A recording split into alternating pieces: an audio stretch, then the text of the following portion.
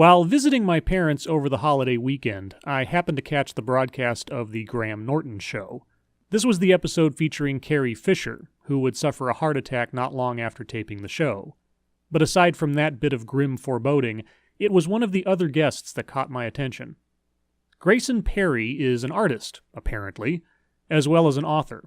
I had never heard of him until seeing this show, and I haven't done any further research on the man, because it is not particularly relevant.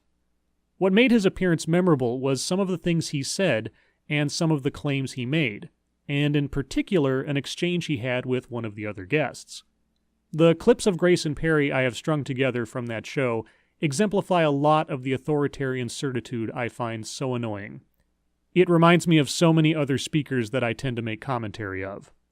And so I thought I would share. And so, let's begin.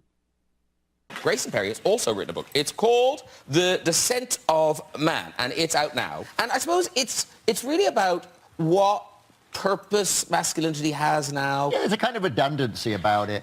And, what really spurred me on was, sometimes I think the newsreader, especially as a female newsreader, I'd like it to sort of come up at the beginning of the news and say, let's see what shit men have been up to now. Masculinity has a redundancy about it. How is masculinity redundant? Is there another, more superior version of masculinity? I'm not quite sure I understand. And yes, let's see what shit men have been up to now.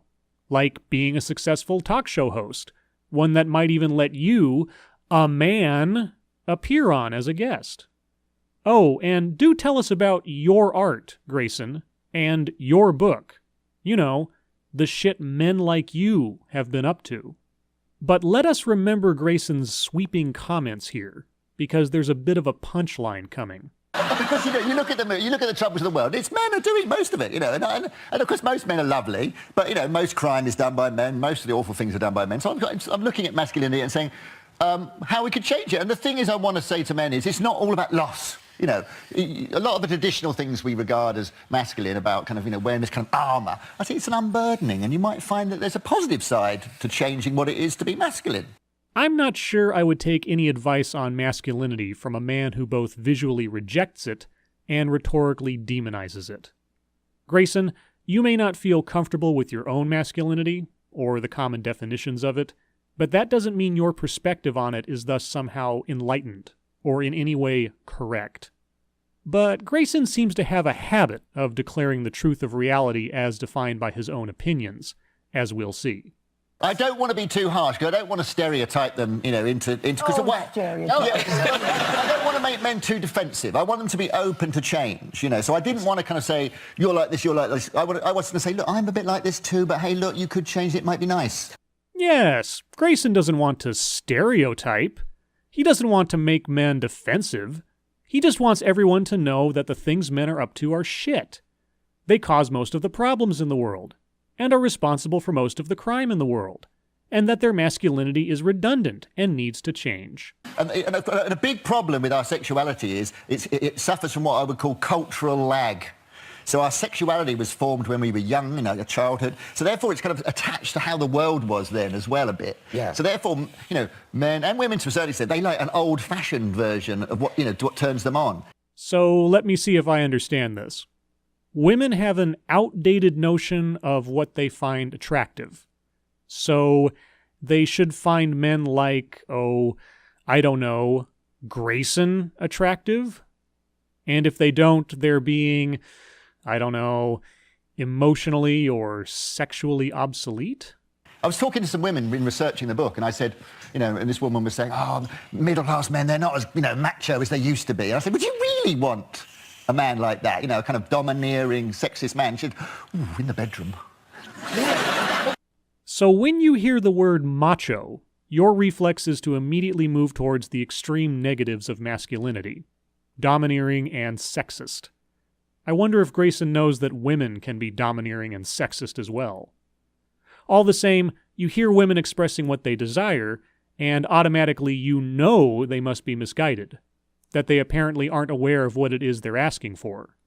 But Grayson doesn't give in to being domineering or sexist at all, right? He's evolved beyond all that.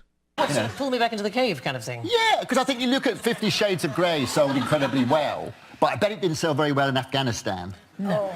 I'm honestly not sure what to say to that one.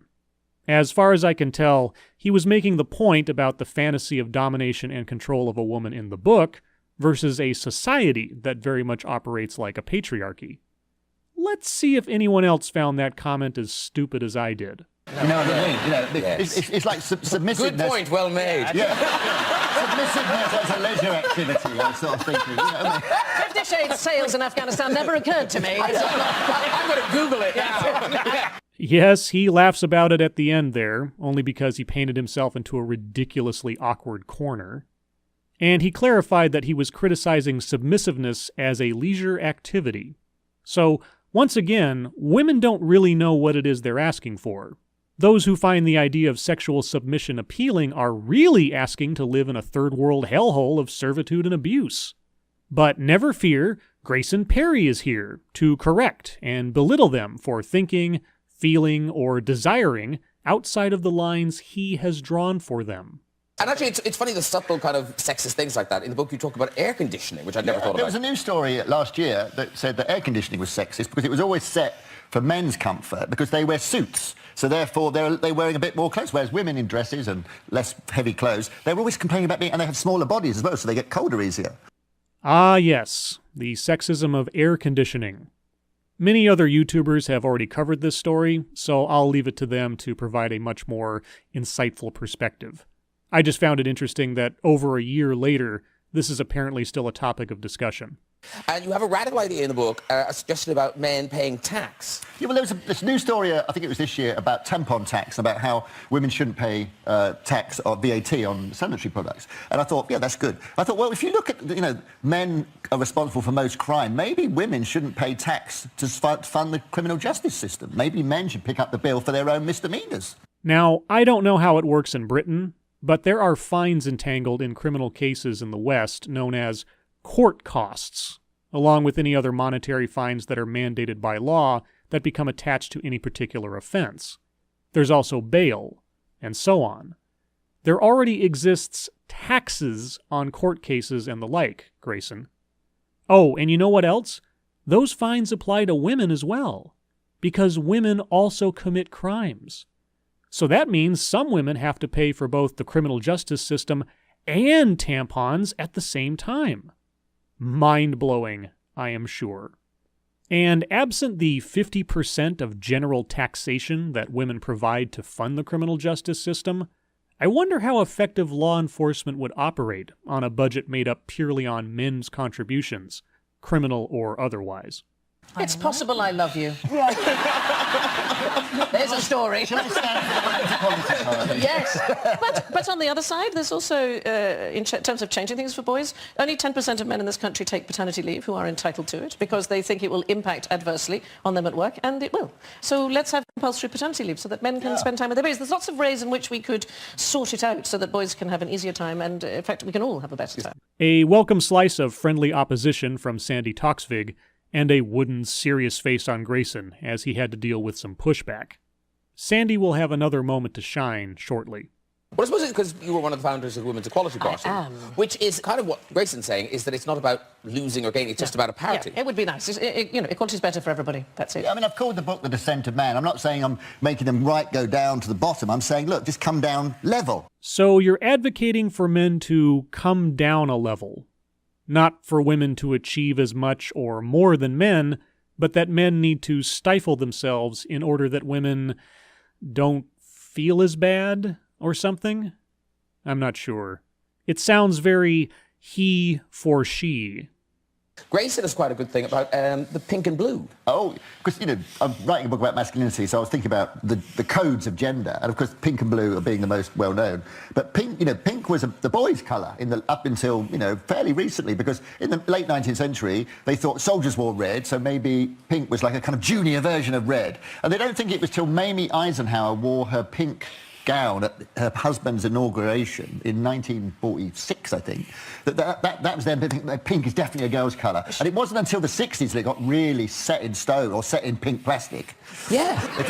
I used it as an illustration of the way that gender, a lot of the behaviours that we think of as fixed, are incredibly fluid and changing all the time. Gender is not fluid. There is male and there is female. Gender expression can vary from person to person and culture to culture, but these are as well informed by the biological differences between the two genders. The evolution of pink as a boy's color to that of a girl's color was a cultural shift, not a biological one. Otherwise, are you saying that when pink was a boy's color, men were less masculine than they are today? Less criminal? Less warlike? Anyway, now here comes the final bit, the exchange that led me to make this video in the first place. I think you'll see why it caught my attention. My wife always says that love at first sight is projection at first sight. It's just that they remind you of someone else you love already. So like usually one of your parents. I mean, there's no such thing as love at first sight.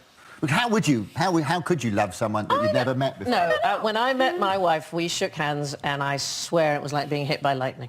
And it still feels like that, and it's all those years later.